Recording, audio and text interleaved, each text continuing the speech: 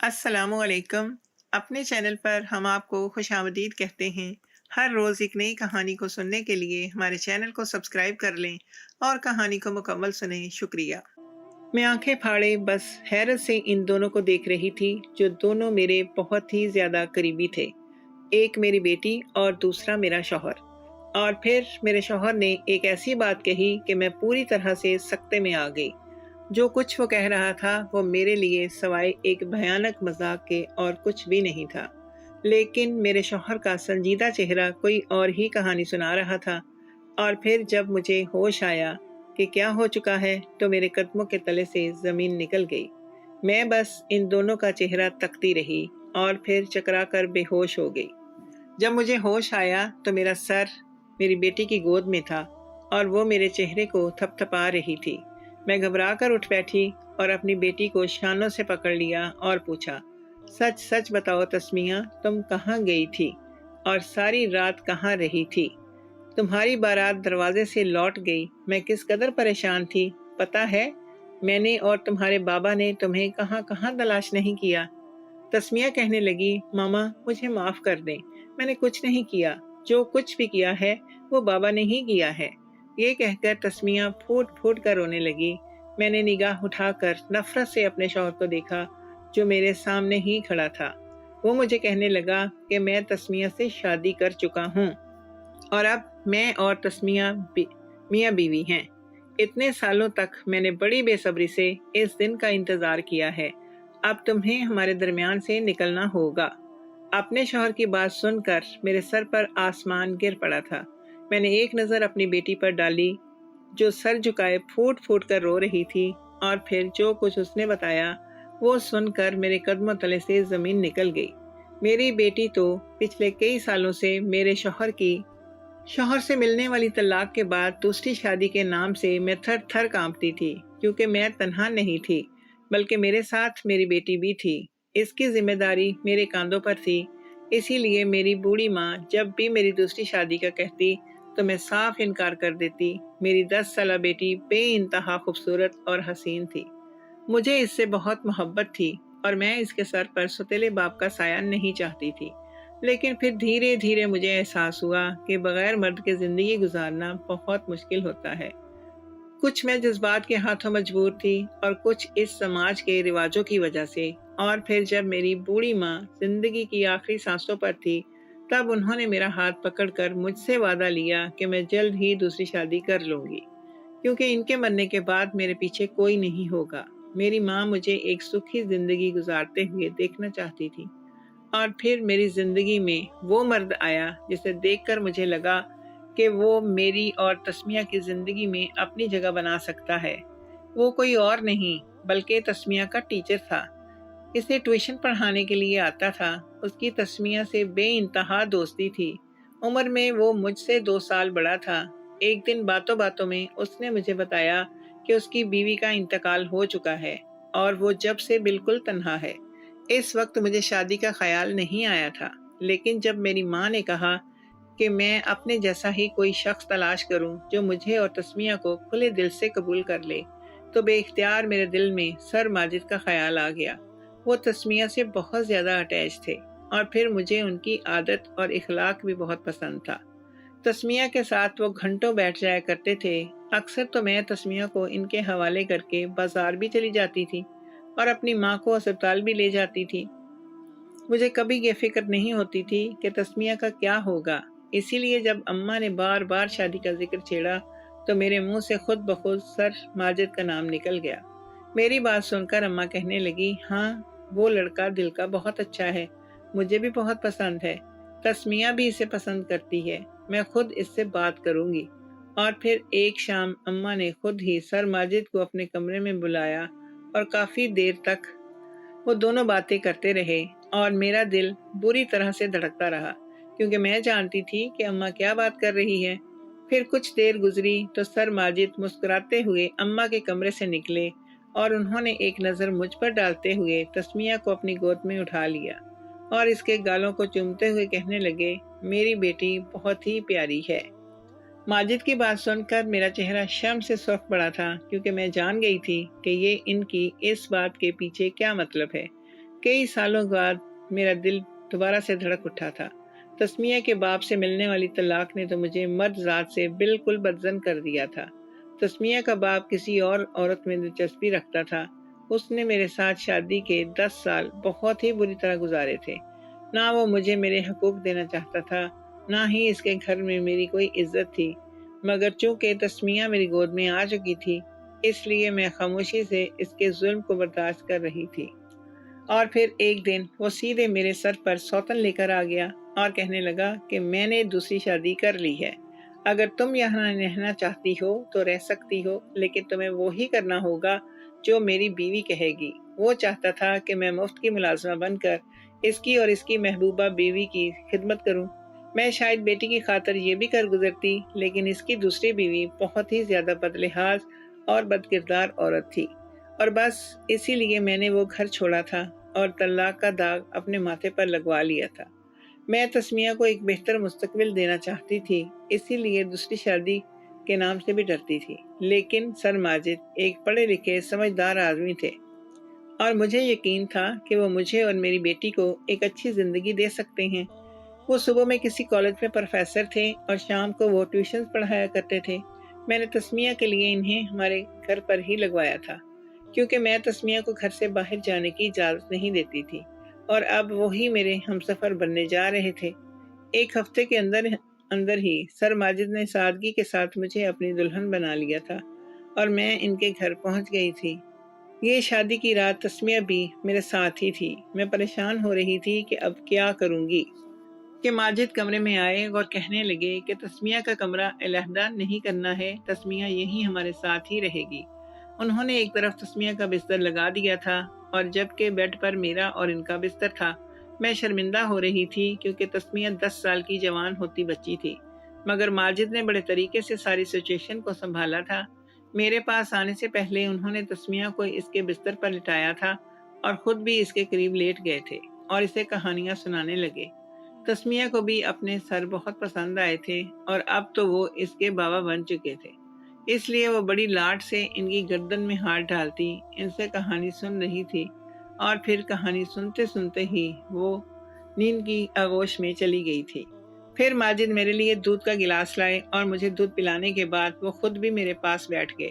हम दोनों के दरमियान बातें शुरू हुई और फिर धीरे धीरे हम एक खूबसूरत रिश्ते में जुड़ते चले गए। तस्मिया की पढ़ाई के लिए मेरी अम्मा के इलाज का खर्चा सब माजिद ने अपने कंधों पर उठा लिया था। वो कॉलेज जाने से पहले ही तस्मिया को स्कूल छोड़ते और फिर वापसी में भी उसे देते हुए आते। तस्मिया धीरे धीरे अपने बाबा से बहुत ज़्यादा जुड़ गई थी।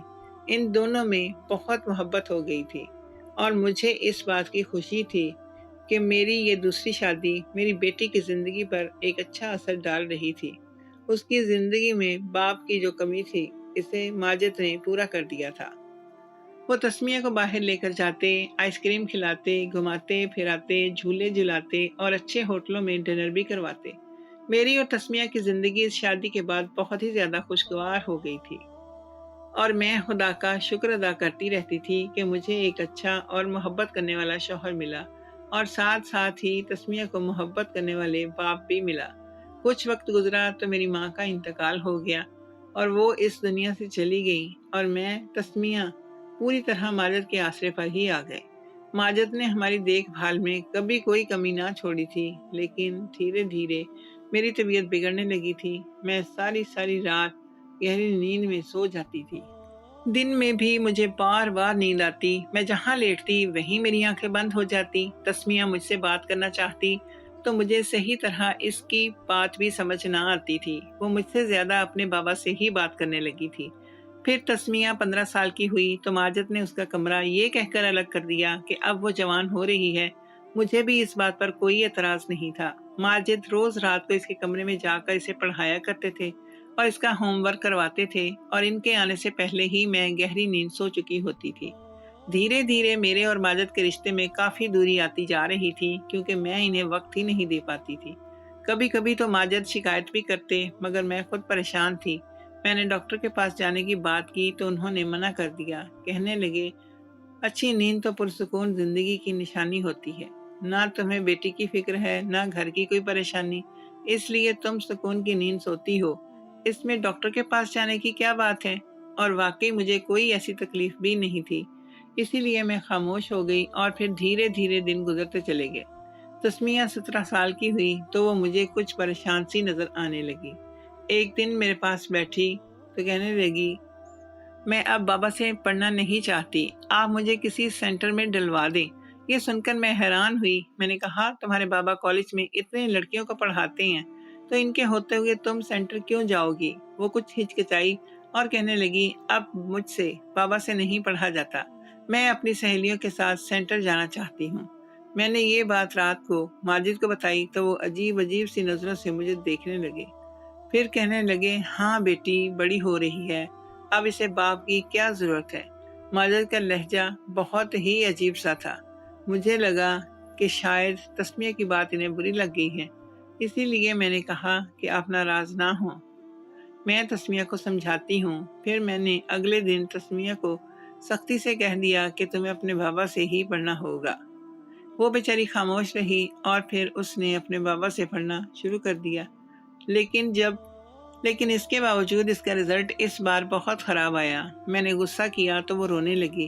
ماجد نے اس کی طرفداری کی، کہنے لگے کہ اس بار سارے ہی شہر کا رزلٹ خراب آیا ہے اور ہو سکتا ہے کہ تسمیہ اب مجھ سے پڑھنا اچھا نہ سمجھتی ہو، اور اگر تسمیہ سینٹر جانا چاہتی ہے تو مجھے کوئی اعتراض نہیں۔ یہ سن کر میں غصہ ہوئی اور کہا کہ جو بچی گھر میں ہی نہیں پڑھ پا رہی وہ سینٹر جا کر کیا پڑھے گی؟ تسمیہ کو اب آپ ہی پڑھائیں اور مزید سختی کے ساتھ پڑھائیں، چاہے تو اس کی پڑھائی کا وقت ہی بڑھا دیں، لیکن میں چاہتی ہوں کہ یہ پڑھ لکھ کر ڈاکٹر بنے۔ اور پھر میرے کہنے پر ماجد نے اس کی پڑھائی کا وقت بڑھا دیا۔ وہ رات کو 9 بجے اس کے کمرے میں جاتے تو پھر 1-2 بجے تک ہی اسے پڑھاتے رہتے تھے۔ میں بھی ان کے درمیان جا کر انہیں ڈسٹرب نہ کرتی اور خود اپنے کمرے میں آرام کرتی۔ ماجد سے میری کوئی اولاد نہیں تھی، ویسے بھی میں نہیں چاہتی تھی کہ تسمیہ کے ہوتے ہوئے کوئی دوسری اولاد، میں تسمیہ کو ہی ساری توجہ دینا چاہتی تھی۔ وہی میری زندگی کا محور تھی۔ اور پھر ایسے ہی تسمیہ 19 سال کی ہوگی۔ میڈیکل میں تو اس کا ایڈمیشن نہ ہو سکا، لیکن وہ گریجویشن کر رہی تھی اور اب پہلے جیسی نہیں رہی تھی۔ جوان ہو کر بہت خوبصورت ہو چکی تھی اور ساتھ ہی ساتھ خاموش مزاج بھی۔ وہ مجھ سے بھی زیادہ بات چیت نہیں کرتی تھی۔ کبھی کبھی میں اس بات کو لے کر پریشان ہوتی تو ماجد مجھے کہتے کہ جب بیٹیاں بڑی ہوتی ہیں تو پھر وہ ایسی ہی ہو جاتی ہیں، ماں باپ سے کہیں زیادہ انہیں اپنی دوستیں عزیز ہوتی ہیں۔ میں نے بھی ماجد کی بات کو سچ مان لیا، لیکن پھر ایک دن میں تسمیہ کے کمرے کے دروازے پر پہنچی تو اندر سے باتوں کی آوازیں آنے لگیں۔ وہ کسی سے فون پر بات کرتے ہوئے کہہ رہی تھی کہ وہ میرے قریب ہو کر بیٹھتا ہے، مجھے چھوتا ہے، مجھے پیار کرنے کی کوشش کرتا ہے، سمجھ نہیں آتا میں کیا کروں، ماما کو بتاؤں یا نہ بتاؤں۔ تسمیہ کی باتوں نے میرے قدموں تلے سے زمین نکال دی تھی۔ میری جوان ہوتی بیٹی کسی لڑکے کے چکر میں پڑ گئی تھی اور میں اس بات سے بالکل بھی انجان تھی۔ پہلے میں نے سوچا کہ ماجد سے بات کروں، لیکن پھر مجھے خیال آیا کہ وہ کیا سوچیں گے، تسمیہ ان کی سگی بیٹی نہیں ہے، اگر وہ اس کے بارے میں کوئی غلط رائے قائم کر لیں گے تو میرا کیا ہوگا۔ اسی لیے میں نے خود تسمیہ کے لیے جلد بازی میں رشتے تلاش کرنے شروع کر دیے اور پھر اپنے ایک جاننے والوں کے بیٹے سے تسمیہ کا رشتہ بھی پکا کر دیا۔ اور جب ماجد کو اس بارے میں پتہ چلا تو وہ بہت ناراض ہوئے، کہنے لگے کہ بچی ابھی پڑھ رہی ہے اور تم نے اس کی شادی طے کر دی ہے، کم سے کم اس سے پوچھ تو لیتی۔ میں نے تسمیہ سے ماجد کے سامنے پوچھا تو اس نے کوئی اعتراض نہ کیا، لیکن ماجد اعتراض کرنے لگے کہ ابھی تسمیہ کو آگے پڑھنا چاہیے۔ میں نے انہیں بتایا کہ لڑکا اچھا اور پڑھا لکھا ہے اور اسے تسمیہ کی شادی کے بعد پڑھنے پر بھی کوئی اعتراض نہیں ہے۔ میں نے اس معاملے میں ماجد کی بالکل بھی نہیں سنی تھی، کیونکہ میں خوف زدہ تھی کہ انہیں بیٹی کے کارناموں کی خبر نہ ہو جائے۔ میں اپنی اور تسمیہ کی عزت کو بچانا چاہتی تھی۔ لڑکا بہت ہی اچھا اور نیک تھا اور بغیر جہیز کے شادی کے لیے بھی راضی تھا۔ اور پھر میں نے خود ہی مہینہ بھر میں ہی تسمیہ کی شادی طے کر دی تھی، لیکن بارات والے دن وہ بیوٹی پارلر گئی تو واپس گھر نہ پہنچی۔ بارات دروازے پر تھی اور میرا پریشانی سے برا حال تھا۔ جوان بیٹی کا کچھ اتا پتہ نہیں تھا۔ میں اور ماجد تسمیہ کو تلاش کر رہے تھے مگر وہ کہیں نہ ملی تھی، اور پھر ایسے ہی بارات دروازے سے لوٹ گئی تھی۔ ہم پر خوب تھو تھو ہوئی تھی۔ ماجد بھی بہت شرمندہ تھے اور میں تو ماجد سے بھی نظر نہیں ملا سکتی تھی۔ اور پھر جب مہمان چلے گئے तो माजिद ने मुझसे कहा कि तुम्हारी बेटी की वजह से मेरी बहुत बदनामी हो चुकी है। मैं अब मज़ीद तुम लोगों के साथ नहीं रह सकता। मैं तुम्हें तलाक देता हूँ। माजिद ने मुझे 3 दफ़ा तलाक देकर इस रिश्ते से आज़ाद कर दिया था। इस रिश्ते पर मुझे बहुत ज़्यादा मान था और ये सब कुछ तस्मिया की वजह से हुआ था।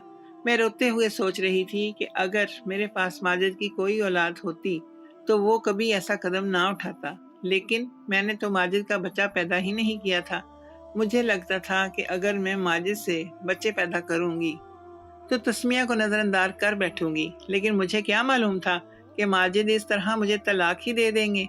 बच्चे की बेड़ियां इनके पैरों में नहीं थीं और वो मेरा लिहाज करते। माजिद मुझे छोड़कर घर से निकल गया था और मैं परेशानी के आलम में तन्हा घर पर रह गई थी। समझ नहीं आता था कि पुलिस को बताऊं या फिर खामोशी से अपनी बर्बादी का सोग मनाऊं। कैसे बताती कि बेटी के भागने पर मुझे भी तलाक हो गई है। ऐसे ही सारी रात गुजर गई थी और फिर अगली सुबह हुई तो माजिद घर में दाखिल हुए और तस्मिया इनके साथ थी, जो दुल्हन बनी हुई थी। मैंने परेशानी के आलम में तस्मिया से पूछा कि वो कहाँ चली गई थी। बारात दरवाजे से ही लौट गई है। मेरे हर सवाल के जवाब में तस्मिया बिल्कुल खामोश थी। इसकी आंखों से आंसू बह रहे थे और चेहरा बिल्कुल स्पाट था। आंखों के नीचे के हलके बता रहे थे कि वो रात भर की जागी हुई है। और फिर जो कुछ उसके बाद माजिद ने कहा वो सुनकर मेरे रोंगटे खड़े हो गए। उसका चेहरा बिल्कुल संजीदा था। उसने कहा था कि वो तस्मिया से शादी कर चुका है और अब माजिद और तस्मिया मियाँ बीवी हैं। और ये सुनकर मैं चकरा कर बेहोश हो गई थी। और जब मुझे होश आया तो मेरी बेटी मेरे पास बैठी हुई थी, मुझे होश दिला रही थी। मैं होश में आई तो मैंने बेयकीनी से उसे देखा और फिर रोते हुए उसने बताया कि जो कुछ इतने सालों से इसके हाथ हो रहा है, मैं इससे बिल्कुल लापरवाह थी। मेरी बेटी की एक एक बात ने मेरी जान निकाल दी थी। वो रोते हुए कहने लगी कि मामा, आप जब से शादी करके इस घर में आई थी तब ही से माजिद की नज़र मुझ पर थी। वो पहले तो मोहब्बत से बेटी बेटी कहकर बहाने से मेरे करीब आता था, फिर मुझे सुलाने के बहाने वो मेरे वजूद पर हाथ फेरता था। आप इस बात से अनजान थी और इस वक्त मैं भी छोटी थी तो मुझे भी इस बात का एहसास नहीं हुआ। लेकिन जब बाबा ने मेरा कमरा अलग किया और पढ़ाने के बहाने मेरे कमरे में आने लगे तो आहिस्ता आहिस्ता मेरे करीब होते, मेरे पास बैठ जाते, मुझे छूने की कोशिश करते, कभी तो मुझे गोद में ही बिठाकर प्यार करने लगते। मैं बहुत ज़्यादा परेशान रहती थी। समझ नहीं आता था कि क्या करूं। आपके पास आती तो आपको अपना होश ना होता। कभी कभी तो मुझे लगता था कि बाबा आपको नींद की दवाइयाँ देते हैं, क्योंकि आप दिन रात हर वक्त सोती थी। और फिर इसी वजह से ही मैं सेंटर जाने की बात कर ली, ताकि कम से कम मुझे पढ़ाई के नाम पर अपनी इज्जत को ख़राब ना करवाना पड़े। लेकिन आप ना मानी और बाबा ने मज़ीद मेरी पढ़ाई के घंटे बढ़ाने के बहाने मुझे तंग करना शुरू कर दिया था। कभी मेरे बालों से खेलते, कभी मुझे छेड़ते। मैं हद से ज़्यादा परेशान हुई तो मैंने अपनी एक दोस्त को इस बारे में बताया। वो कहने लगी कि अपनी माँ को बताओ। मैंने आपको बताने की कोशिश की, लेकिन आप अपनी शादीशुदा ज़िंदगी में काफ़ी खुश थी, इसीलिए मैं आपको परेशान ना कर सकी। और फिर आपने मेरी शादी की बात की तो मैंने खुद हामी भर ली। मैं खुद चाहती थी कि मैं आपकी और बाबा की ज़िंदगी से निकल जाऊं, लेकिन बाबा इस बात पर खुश नहीं थे कि आप मेरी शादी कर रही हैं। वो खुद मुझे हासिल करना चाहते थे, लेकिन आपकी वजह से खामोश थे। और फिर शादी वाले दिन जब मैं तैयार होकर पार्लर से निकली तो बाहर बाबा मुझे लेने के लिए खड़े थे। मुझे लगा कि वो मुझे लेकर घर आएंगे, लेकिन वो मुझे लेकर ना जाने किस वीराने में चले गए और फिर वहीं उन्होंने मुझे कैद कर दिया। मैं चीखती चिल्लाती रही, लेकिन मेरी सुनवाई करने वाला कोई नहीं था। और फिर वो मुझे छोड़कर निकल गए और जब वापस लौटे तो इनके साथ काजी और गवाह थे। बाबा ने कहा कि आपका सदमे से इंतकाल हो गया है। मेरे भागने की खबर ने आपकी जान ले ली है और अब बाबा मुझसे शादी करना चाहते हैं। आपके बाद मेरा कोई नहीं था। मेरे पास बाबा पर भरोसा करने के सिवा और कोई रास्ता नहीं था। इसीलिए मैंने बाबा की जोर ज़बरदस्ती पर इनसे निकाह कर लिया। सारी रात हमने वहीं पर गुजारी और अब जब बाबा मुझे यहाँ पर लाए तो आपको देखकर मैं जान गई कि बाबा ने मुझसे झूठ कहा था। वो रोते हुए मुझे बता रही थी कि वो न जाने कितने सालों से माजिद की ज़्यादती को बर्दाश्त कर रही थी और जबकि मैं इस बात से पूरी तरह गाफिल थी। मैंने रोते हुए माजिद की तरफ देखा, जो मुझे तलाक दे चुका था। मैं इद्दत में थी और वो मेरी बेटी से शादी कर बैठा था। मैंने रोते हुए बेटी को बताया कि माजिद ने मुझे तलाक दे दी है और फिर इससे निकाह किया है। तो वो खुद सख्ते में आ गई और बेचारी मासूम सी बच्ची थी, जिसके साथ बहुत बड़ा जुल्म हो चुका था। माजिद हंसते हुए कहने लगा कि तुम दोनों माँ बेटी हमेशा से ही मेरे रहमो करम पर थी। मैंने माँ को भी शादी करके इस्तेमाल किया और बेटी को भी, लेकिन अब मैं अपनी ज़िंदगी सुकून से तस्मिया के साथ गुजारना चाहता हूँ। मैं छुप छुप कर तस्मिया के साथ ताल्लुक़ नहीं बनाना चाहता, इसीलिए मैंने तुम्हें तलाक देकर इससे शादी कर ली है। मुझे माजिद कोई नफसियाती मरीज लग रहा था। वो खिंचता हुआ तस्मिया को कमरे में ले गया था और फिर तस्मिया की चीखों की आवाज़ें मुझे सुनाई दे रही थी। तभी कमरे का दरवाज़ा बंद था। मैं ज़ोर ज़ोर से दरवाज़ा बजाने लगी, लेकिन माजिद ने दरवाज़ा ना खोला। और जब वो 2 घंटे के बाद कमरे से बाहर निकला और मैं अंदर गई, तो तस्मिया बरहना हालत में बिस्तर पर पड़ी हुई थी। इसका सारा वजूद ज़ख्मी था। वो रोते हुए मेरे सीने से लग गई और कहने लगी, ये शख्स बहुत जालिम है। मामा, मुझे इसके साथ नहीं रहना। मैंने तस्मिया को सीने से लगा लिया। मुझे किसी भी तरह तस्मिया को इस जगह से लेकर निकलना था, लेकिन माजिद हमें घर के बाहर से ताला लगाकर जाया करता था। उसने सारे मोहल्ले को कह दिया था कि बेटी के भागने पर मैं ज़हनी मरीज़ा हो गई हूँ, इसलिए मैं कितना भी शोर मचाऊं, कोई दरवाज़ा ना खोले। मोहल्ले वाले भी हमारे दरवाजे के करीब नहीं फटकते थे और मैं और तस्मिया पूरी तरह माजिद के रहमो करम पर थे। और फिर एक रात मेरे हाथ गोलियों की वो शीशी लग गई जो माजिद मुझे खिलाया करता था। मैंने नींद की वो दवा चाय में मिलाकर तस्मिया के हाथों माजिद को चाय पिलवा दी। वो पूरी तरह नींद में चला गया तो मैं तस्मिया का हाथ पकड़कर इस घर से भागती ही चली गई और सीधे रेलवे स्टेशन पहुंच गई। हम दोनों माँ बेटी रेलगाड़ी में बैठ के हमने वो शहर ही छोड़ दिया था। शहर पहुंचे तो बिल्कुल बेआसरा थे। थोड़े बहुत पैसे थे मेरे पास, जो हम साथ लेकर निकले थे। मैंने इससे किराए का घर लिया और फिर नौकरी की तलाश की और एक गारमेंट्स फैक्ट्री में नौकरी करने लगी। एक बार फिर मैं तलाक याफ्ता थी। मेरी बेटी माजिद के निकाह में है।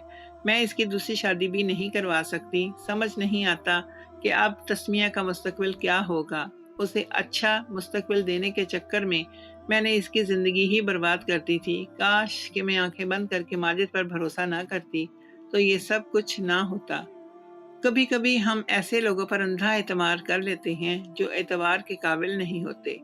आप लोग मुझे बताएं कि मैं अपनी बेटी को किस तरह से माजिद के रिश्ते से आज़ाद करवाऊं और इसे किसी अच्छे घर में ब्याहूं। क्या कोई मेरी मदद कर सकता है? क्या मुझे पुलिस स्टेशन जाना चाहिए या फिर किसी NGO से राब्ता करना चाहिए? मुझे डर लगता है कि अगर माजिद को हमारा पता मिला तो वो फिर हमारी ज़िंदगी को मुश्किल कर देगा। कभी कभी तो मुझे ऐसा महसूस होता है जैसे वो कोई नफसियाती मरीज़ हो।